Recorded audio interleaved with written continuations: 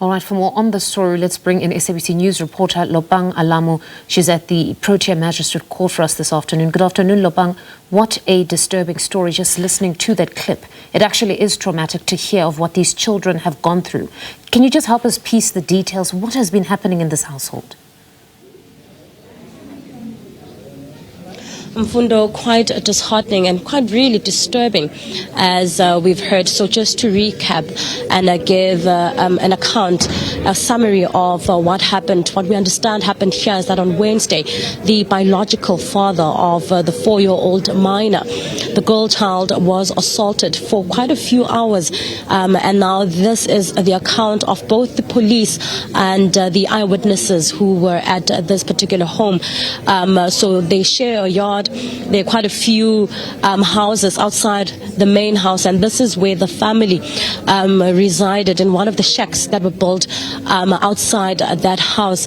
Now, we do understand that the father was then arrested on Wednesday, and he faces charges of attempted murder as well as defeating the ends of justice. We're not quite certain how many more charges he's facing, so we'll just wait to hear as soon as he makes an appearance.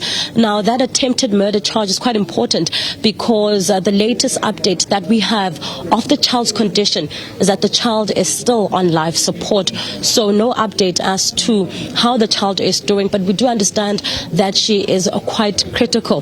So at this point, no update from any health practitioners or the law enforcement agencies that we've been in touch with on the condition of the child. Now, you'd notice behind us the community members just outside the courtroom number 10, where we're expecting the suspect to make an appearance.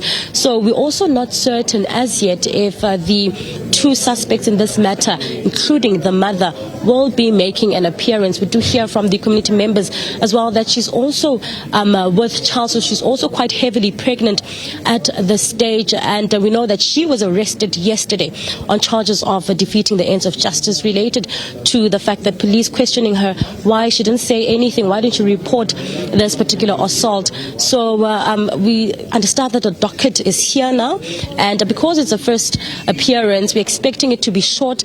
No word as yet as to whether application will be granted to broadcast this particular proceeding live. We also know that because she's a minor, we might not be able to show the suspect as yet, this to ensure that the child is not identified.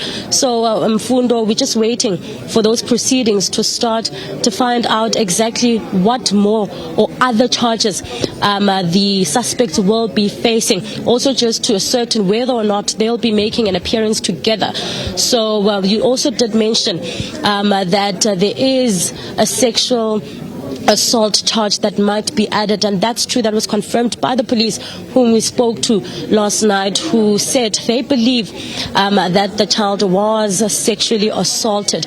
Now, quite a disturbing turn of events, and for the community of Eldorado Park, so many questions from them. We also did see actually the aunt speaking to us, who's very heavy-hearted, and asked that she calm down before she speaks to anyone else. We saw her quite emotional, and also just asking, why didn't the mother say anything? Why didn't she report this? She could have given the children to anyone of her family to take care of them as she navigates the abusive relationship. Now, that's just what we heard from the family. We'll be here and hope that the proceedings start anytime soon. We do understand that the docket is here, and we could be called in shortly. But for now, it's back to in studio.